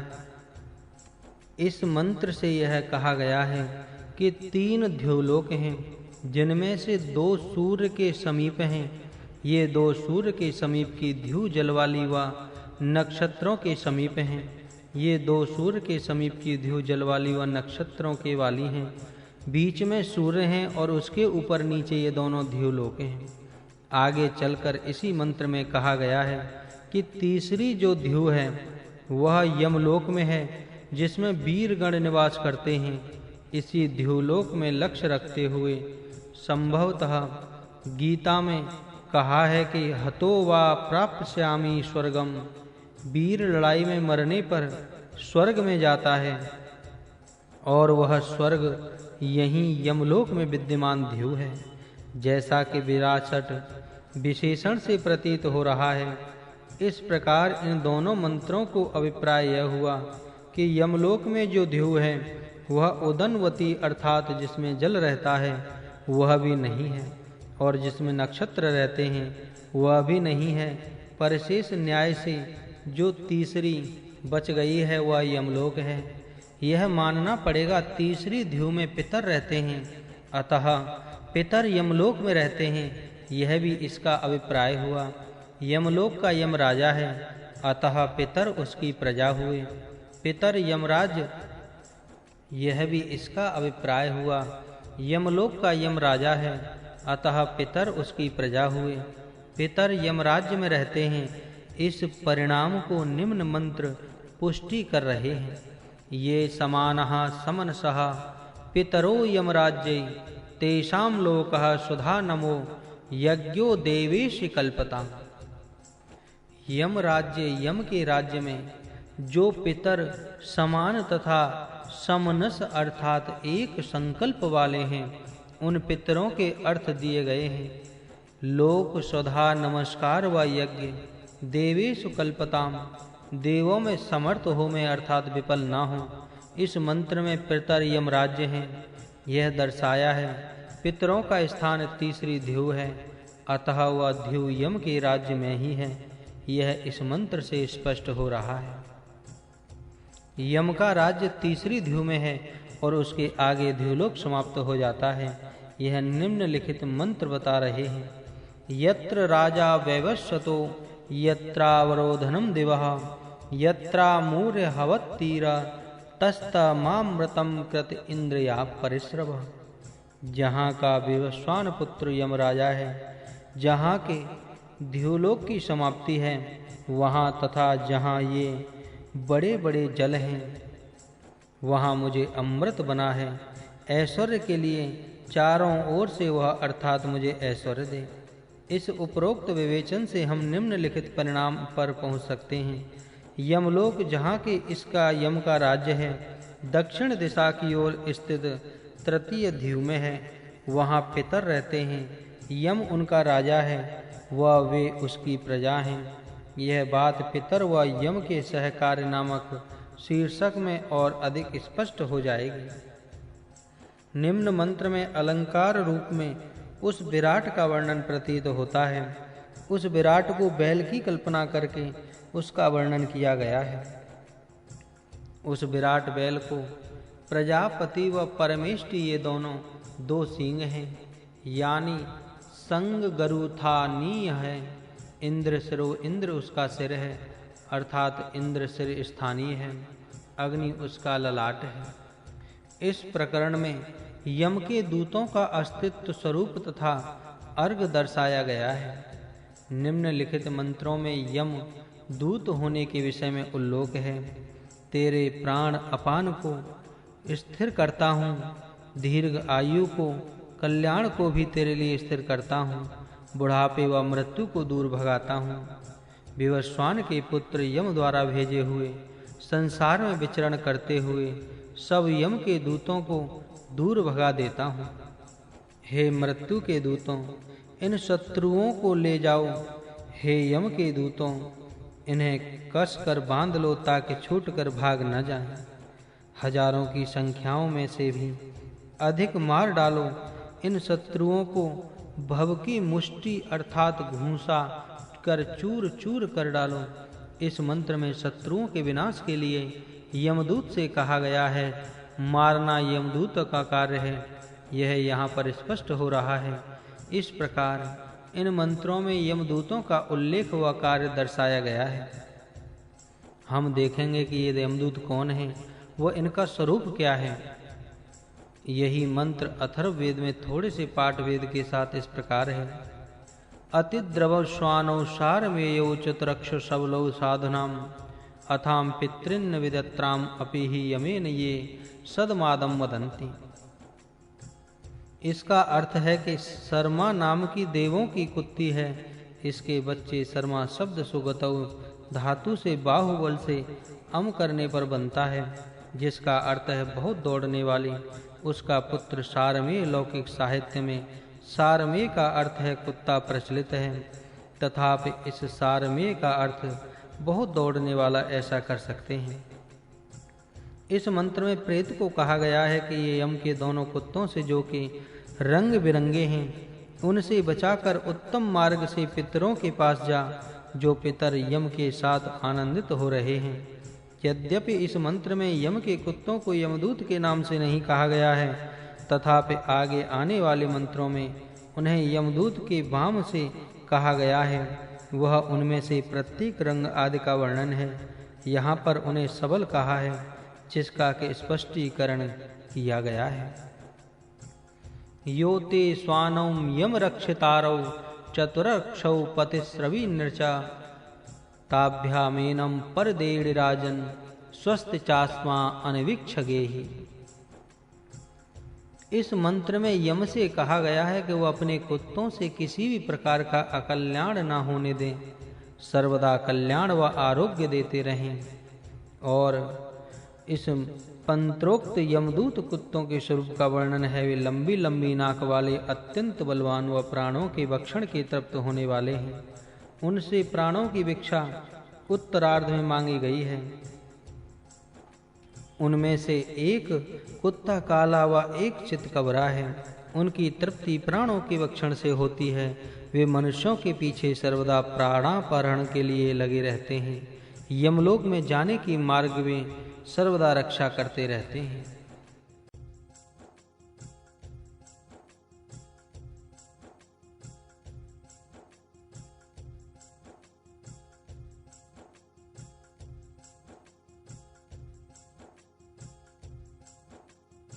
यमदूत का मृत्यु।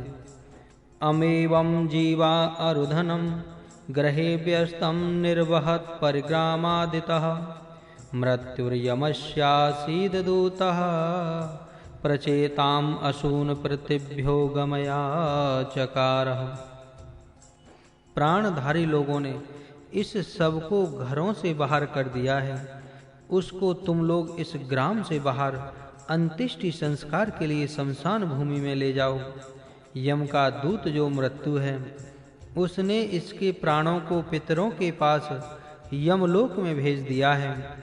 अतः क्योंकि यह विगत प्राण हो चुका है, इस वास्ते इसके सब को ग्राम से बाहर दहन आदि क्रिया के लिए ले जाओ। इस मंत्र में यह दर्शाया गया है कि मृत्यु यम का दूत है। वह मृत के प्राणों को पितरों के पास पहुंचता है। इसका अभिप्राय यह हुआ कि मरने पर जीव पितृलोक में जाता है। यह मंत्र भी पूर्वोक्त निम्नलिखित परिणामों को पुष्ट करता है। यम प्राणों का अपहरण करने वाला है, क्योंकि मृत्यु उसका ही दूत है। पितृलोक यम के राज्य में है, क्योंकि मृत के प्राणों को पितरों के पास पितृलोक में यम का दूत मृत्यु पहुंचाता है। पाठकगण यम के दूत संबंधी इस उपरोक्त विवेचन से यह कदापि न समझें कि यम के ये 3 कुत्ते व तीसरा मृत्यु ही दूत हैं। और भी अनेक दूत हैं, पर ये उनमें से प्रधान मुख्य है। अतः इनका विशद रूप से वर्णन किया गया है। हम इस प्रकरण के प्रारंभ में ही एक ऐसा मंत्र देख आए हैं, जिससे सहज पता चलता है कि यम के अनेक दूत हैं। उनका निर्देश मात्र है, विशेषों का मात्र विगतवार वर्णन है। उस यम के अनेक दूत बताने वाले मंत्र को मूल रूप से हम पुनः यहाँ दिग्दर्शन कराते हैं। नयता मूनम मृत्युदूता यमदूता अपुम्भता परम सहस्रा हन्यन्नाम त्रणे डवेनान मत्स्य भवस्यः। इसके अतिरिक्त अन्य भी ऐसे मंत्र हैं जिनमें यम के अनेक दूत होने का उल्लेख है।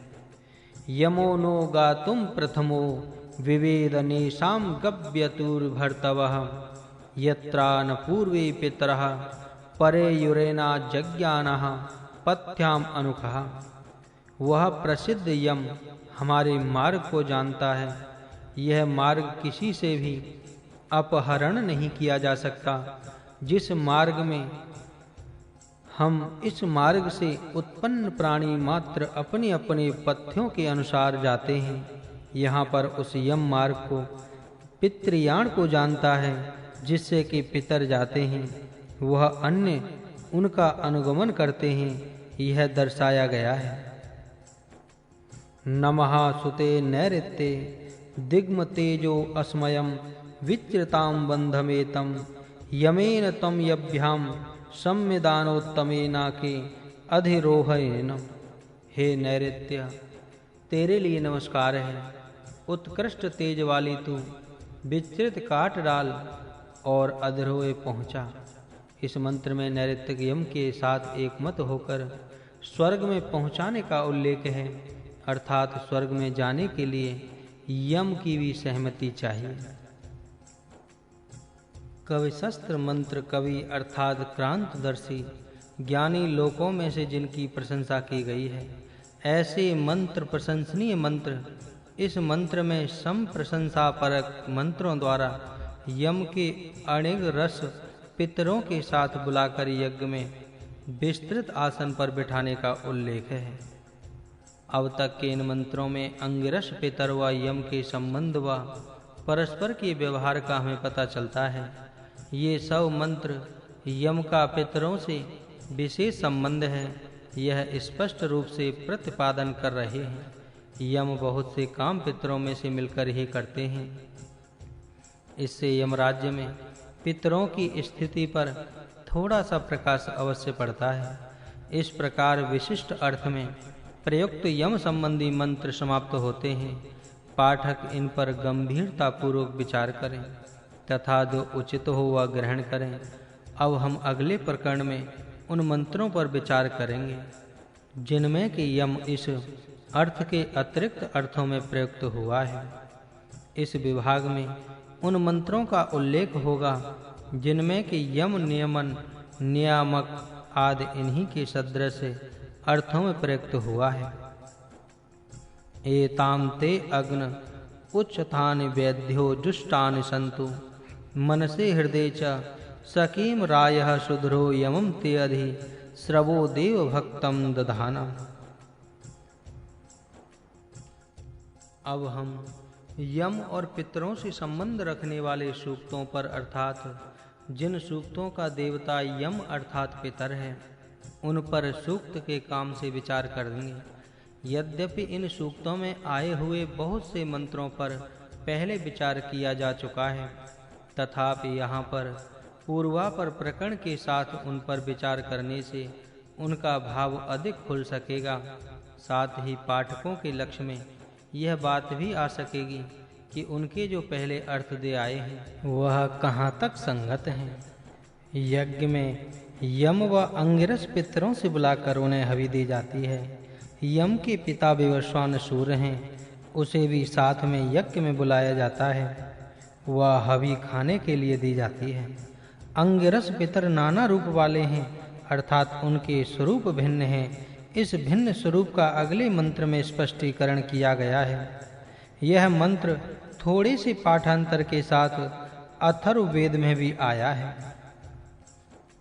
नगवः नवगतयो नवगीतयो अर्थात नव प्रकार की गति वाले अथवा नवनीत अर्थात मक्खन की तरह गति वाले। सायणाचार्य अपने भाष्य में इस शब्द का अर्थ इस प्रकार करते हैं।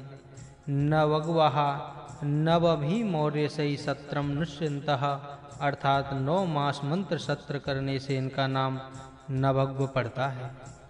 हे यम, तेरे जो रक्षा करने वाले 4 आँखों वाले, यमलोक में जाने के मार्ग को रक्षा करने वाले तथा मनुष्यों के देखने वाले 2 कुत्ते हैं। हे राजन, उन दोनों श्वानों द्वारा स्वस्ति कल्याणम देहि प्रदान कर और इस जीव के लिए रोग रहित अर्थात आरोग्य धारण कर इसे निरोगी बना। इस मंत्र में जीवित पुरुष के लिए यम के अश्वों से कल्याण व आरोग्य मांगा गया है। इस मंत्र में यम के अश्वों का थोड़ा सा अधिक वर्णन हमें मिलता है।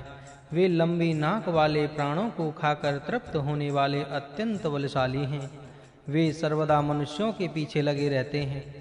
इसी सूक्त के 8वें मंत्र में हम देख आए हैं कि वहाँ पुनर्जन्म वर्णन मिलता है। इस मंत्र का उत्तरार्ध भी पुनर्जन्म विषयक निर्देश कर रहा है। सूर्योदय से ऐसा पता चलता है कि संभवतः इस लोक में रहकर ही सूर्य दर्शन हो सकते हैं, अन्यत्र नहीं। यह मंत्र भी अथर्ववेद में है। यम के अश्वों पर अधिक प्रकाश डालने के लिए हम प्रसंगवश उद्धृत करते हैं, जिससे कि यम के श्वान विषयक कल्पना को जो कि हम आगे देने वाले हैं समझने में पाठकों को सहायता मिलेगी। श्यामा मश्यत्वा मां सवलस्य प्रेषितौ यमस्य यौ पक्षरक्षी श्वानौ अर्वांगड़ेहि मां भी दीर्घा मात्र तिष्ठः परांगमनः। इस मंत्र के पूर्वार्ध में यम के कुत्तों का वर्णन दर्शाया गया है। उनमें से एक काला है व दूसरा चितकबरा है। इस प्रकार 10वें मंत्र से 12 मंत्र तक में तथा इस अथर्ववेद के मंत्र जो यम के श्वानों के लिए विशेषण प्रयुक्त किए गए हैं, उनसे ऐसा पता चलता है कि अलंकारिक रूप से दिन व रात का वर्णन इस मंत्र आदि में है। यम के दोनों श्वान दिन रात हैं, काला श्वान रात है व चितकबरा श्वान दिन है। इस कल्पना का आधार इन मंत्रों में अश्वों के श्वान के लिए प्रयुक्त हुए विशेषण हैं। हम खास विशेषणों के आधार पर पाठकों को उपर्युक्त कल्पना का दिग्दर्शन कराएंगे। यम के श्वानों के लिए कहा है कि जनान अनुचरतः, अर्थात वे मनुष्यों के ज्यों-ज्यों रात व दिन गुजरते जाते हैं, त्यों-त्यों मनुष्य की आयु क्षीण होती जाती है और एक दिन व रात आती है जब मनुष्य का प्राणांत हो जाता है। दिन व रात सार में भी है, क्योंकि जल्दी-जल्दी आकर चले जाते हैं। ये सबल अर्थात चितकबरे भी हैं। दिन सफेद है, रात काली है, इस प्रकार दोनों मिलकर सबल हैं। शरीर से प्राण नहीं छूटता, तब तक मनुष्य के साथ दिन रात लगे हुए हैं। प्राण छूटे कि दिन रात उसके लिए समाप्त हुए। उसके प्राणों के लिए मानो दिन रात पीछे पीछे लगे हुए थे। ये प्राण मिले कि वह मनुष्य दिन रात से पीछा छूटा। यहाँ पर एक और भी शंका उठती है कि और वह यह कि श्वान शब्द से ही क्यों यम के दूतों का उल्लेख किया गया है? क्या श्वान के वाचक अन्य शब्द नहीं है? परंतु पाठकों को यहाँ पर ध्यान में रखना चाहिए कि यह श्वान शब्द हमारी उपरोक्त कल्पना को विशेष दृढ़ करता है। श्वान शब्द के अर्थ पर विचार करने से उपरोक्त शंका का उत्तर मिल ही जाता है, पर दिन रात यम के श्वान होने का रहस्य में भी पूर्ण से खुल जाता है। श्वान का अर्थ है स्वा स्वः कला व नहीं, जो आने वाली कल में नहीं रहेगा, अर्थात जो आज तो है पर कल न रहेगा। पाठक देख सकते हैं कि यह अर्थ पूर्ण रूप से दिन व रात पर घट रहा है। जो दिन व रात आज हैं वे ही फिर दोबारा लौटकर कल नहीं आएंगे। इस प्रकार अलंकार वर्णन से यम के दूतों श्वान दिन और रात हैं।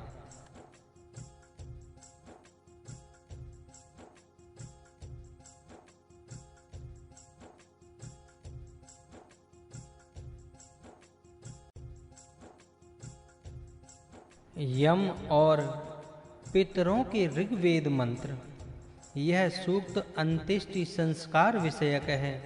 इसमें प्रेत से कहा गया है कि तू किन किन को प्राप्त हो, जैसा कि मंत्रों को देखने से पाठकों को स्वयं स्पष्ट हो जाएगा। इस सूक्त का ऋषि विवस्वान की दुहिता यमी है। प्रियमाण यजमान आदियों का वर्तन इसमें प्रतिपादित किया जाएगा। अतः वे इस सूक्त के देवता हैं। सोमः एकेभ्यः पवते घृतमेक उपासते येभ्यो मधु प्रधावती सांसित देवापि गक्षतात। जिनके लिए सोमरस बहता रहता है वह जो आज्य का उपभोग करते रहते हैं, तथा जिनके लिए मधु की कुल्याएं बहती रहती हैं, ऐसे यज्ञकर्ताओं को हे प्रेत आप प्राप्त हों। शव दहन आदि अंत्येष्टि क्रिया प्रेत की आत्मा के प्रति इस सूक्त की ऋचाओं के अनुसार उसके संबंधी आदियों का कथन है। जो लोग प्रेत तप के कारण किसी भी प्रकार पराभूत नहीं हो सकते, वह जो तप ही के कारण स्वर्ग को प्राप्त हुए हैं, तथा जिन्होंने महान तप किया है उनको तू यहाँ से जाकर प्राप्त हो। प्रथम मंत्र में यज्ञ आदि कर्म कांड का महात्म दर्शाकर प्रेत को सत्कर्म करने वालों में जाने को कहा है। इस मंत्र में तपा प्रभाव दिखलाकर तपस्वियों में जाने का निर्देश किया गया है। जो सूर वीर गण युद्धों में अपने प्राण देकर वीर गति को प्राप्त हुए हैं, वह जो लोक नाना तरह के दोनों को देकर अपने को संसार में अमर कर गए हैं, ऐसे लोगों को हे मृतात्मा तू प्राप्त हो, तेरे लिए सद्गति हो। इस मंत्र से यह स्पष्ट होता है कि दानी व सूरवीर गण भी मृत्यु के पश्चात सद्गति को प्राप्त करते हैं। गीता में हतो वा प्राप्स्यति स्वर्ग आदि युद्ध में मरने से सद्गति होती है। ऐसे द्योतक वाक्यों को यह वेद मंत्र पुष्टि करता है। सूरवीरता से युद्ध में शरीर त्याग करने वाले को परलोक में सुख मिलता है। यह आर्य लोकों का बड़ा पुराना दृढ़ विश्वास चला आता है। उस विश्वास के मूलभूत ऐसे वेद मंत्र ही हैं। जो पितर सत्य के रक्षक हैं, यज्ञ आदि नित्य नियम से करने वाले हैं तथा तपस्वी हैं, ऐसे पुत्रों को हे मृतात्मा तू परलोक में जाकर प्राप्त हो।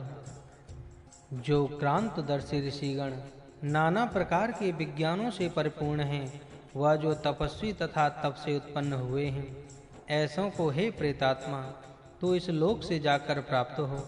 उनमें जाकर तू स्थित हो, निकृष्ट हो मत जा। इस सूक्त के मंत्रों पर दृष्टिपात करने से साधारणतया हमें पता चलता है कि इस संसार में रहकर कैसे अर्थात किस प्रकार के कर्मों को करने से मृत्यु के अनंतर उत्तम गति, उत्तम लोक व उत्तम स्थान स्वर्ग प्राप्त होता है। इस सूक्त में 5 मंत्र हैं। पांचों मंत्रों में भिन्न भिन्न कर्म करने वाले लोगों को गिनाया गया है और प्रेतात्माओं से कहा गया है कि इनको तू इस लोक से जाकर प्राप्त कर, अर्थात इन 5 प्रकार के जनों में से ही किसी को तू जाकर प्राप्त हो। इनसे हीन पितरों को प्राप्त मत हो। ये 5 प्रकार के इस लोक के नहीं अपितु परलोक के हैं, ऐसा मंत्रों से पता चलता है। अतः तान चित अपिगक्षतात का अर्थ यह नहीं किया जा सकता कि इन 5 प्रकार के लोक में स्थित जनों में जाकर तू पुनर्जन्म के सद्गति को प्राप्ति के लिए इस सूक्ति यज्ञ आदि तप करना, अर्थात लड़ाई में पराक्रम के साथ शरीर त्याग करना, नाना विध दान करना, सत्य आचरण साधन बताए गए हैं। यह संपूर्ण अथर्ववेद कांड 18 सूक्त के मंत्र में 14 से 18 में ऐसा का ऐसा है। यज्ञ करने से सद्गति उत्तम लोक प्राप्त होता है। तप करने से पराभव नहीं होता, वह तपस्वी को स्वर्ग मिलता है। जो संग्राम में युद्ध कर शरीर छोड़ते हैं, उन्हें भी स्वर्ग उपलब्ध होता है। जो अत्यंत दानी हैं, वे भी स्वर्ग को प्राप्त करते हैं। तपस्वी सत्य रक्षक उत्तम गति का लाभ करते हैं। हजारों प्रकार की नीतियों वाले व सूर्य रक्षक ऋषिगण स्वर्ग को प्राप्त करते हैं। इस प्रकरण का आदि से अंत तक निरीक्षण करने से पता चलता है कि 5 पितृलोक हैं जिनमें कि पितर रहते हैं। उनके नाम इस प्रकार हैं: पृथ्वी, अंतरिक्ष, द्युलोक, पिता का कुलवार। पितरों का देश अर्थात जिस देश में प्राचीन काल से हमारे पूर्व पितर रहते हैं, चले आए हैं, वह देश इन सब लोकों में हमारे पितर निवास करते हैं, ऐसा इस प्रकरण से स्पष्ट होता है। पितर जिस मार्ग से जाते हैं, उस मार्ग का नाम पितृयान है। इस मार्ग को एक तो अग्नि जानता है और दूसरा वह मनुष्य जो कि अतिथि आदि के सत्कार में सर्वदा तत्पर रहता है। जो मनुष्य देव हिंसक है, वह कभी भी पितृयान मार्ग को प्राप्त नहीं करता। यह पितृयान मार्ग सूर्य किरणें भी हैं, ऐसा ऋग्वेद से पता चलता है। अर्थात अंतरिक्ष व द्युलोक में रहने वाले पितर इस मार्ग से जाते हैं, ऐसा इससे जान पड़ता है। ऊपर जो 5 पितृलोक दर्शाए गए हैं, उनमें से इन 2 अंतरिक्ष और द्युलोक में जाने का मार्ग सूर्य किरणें होनी चाहिए। हमने ऊपर देखा है कि अग्नि भी पितृयान मार्ग को जानती है। हम आगे चलकर यह भी देखेंगे कि अग्नि सर्व प्रकार के पितरों को, चाहे वे हमारे सामने हों व अदृश्य हों, किसी भी रूप में कहीं भी हों, हम अदृश्य को भी देख सकते हैं। इसका अभिप्राय यह प्रतीत होता है कि पृथ्वी से अंतरिक्ष व द्युलोक पितरों के पास जाने का जो पितृयान मार्ग है, वह पृथ्वी की हद तक जो अग्नि आने का मार्ग है और आगे जो सूर्य किरणों के जाने का मार्ग है, वह है। पितरों के अनेक कार्य हैं, जिनमें से मुख्य कार्य ये हैं: पितर और यज्ञ। बुलाने पर पितर यज्ञ में आते हैं और दायां घुटना टेक कर बैठते हैं। वे हमारी प्रार्थनाएं सुनते हैं, हमारी कामनाएं पूर्ण करते हैं, वह सर्वदा हमारी रक्षा करते हैं। पितरों के लिए मासिक यज्ञ करना चाहिए। यज्ञ में अग्नि स्वतः पितर भी आते हैं, स्वधा के साथ हवि का भक्षण करके हमें वीरता युक्त धन आदि देते हैं, क्योंकि इनमें पितरों के लिए वपा व मांस वाले चरु देने का विधान पाया जाता है। तथापि इस प्रकरण से इतना पता अवश्यमेव लगता है कि सब प्रकार के पितरों के लिए यज्ञ करना चाहिए व उनको हविष्य तृप्त करना चाहिए। इसके सिवाय प्रत्येक मास में पितरों के लिए दान करना चाहिए। जैसा कि पता चलता है, इस प्रकरण को देखने से हमें निम्न बातों का स्पष्ट पता चलता है। अग्नि यज्ञ में पितरों को हवि भक्षणात ले आती है, अग्नि पितरों को हवि पहुंचाती है और अतः एवं अग्नि का नाम हवख्यान भी है। पितरों के निमित्त से दी गई हवि कव्य कहलाती है। अग्नि दूरगत छिपे हुए पितरों को जानती है। इतना ही नहीं, अपितु जो यहाँ हैं, जो यहाँ नहीं हैं, जिनको हम जानते हैं वह नहीं जानते, उन सबको अग्नि जानती है। अग्नि पितरों को पितृलोक में भिजवाती है। अग्नि प्रेतात्माओं को पितरों के पास पहुंचाती है। अग्नि ऊषा देती है, जीवितों की आयु बढ़ती है और मरे हुए पितरों में लोक में जाते हैं। अग्नि पितरों में प्रविष्ट ज्ञाति मुख दस्युओं को यज्ञ से भगाती है। अग्नि अपने शरीर से पितरों में प्रवेश करती है। अग्नि स्वतः पितर व पितर जिनका अंत्येष्टि संस्कार अग्नि द्वारा किया जाता है, हमें शतपथ ब्राह्मण पता चलता है। इसी बात को यजुर्वेद में पुष्ट करते हैं। अग्नि स्वतः पितरों के यज्ञ में बुलाया जाता है, हवि खिलाई जाती है, उनसे धन मांगा जाता है। अग्नि स्वतः पितर यज्ञ में आकर स्वधा से तृप्त होते हैं व उपदेश करते हैं। उनकी यज्ञ में सोमपान करने के लिए बुलाया जाता है। इस प्रकार हमें निम्न बातें मिलती हैं। मरने से पूर्व मरणासन्न के दाएं हाथ में सुवर्ण का आभूषण, अंगूठी आदि कुछ पहनाया जाता है। प्राण निकलने पर सबको जल स्नान कराया जाता है। स्नान के बाद शमशानोचित वस्त्र पहनाया जाता है। स्नान के बाद शमशान प्राण में और ग्राम में बाहर होना चाहिए। सबको बैलगाड़ी से ले जाया जाता है। शमशान भूमि से विघ्न कार्यों को दूर भगाना चाहिए। प्रेत को जलाया जाता है। प्रेत को जल में बहाया जाता है। प्रेत को जमीन में गाड़ा जाता है।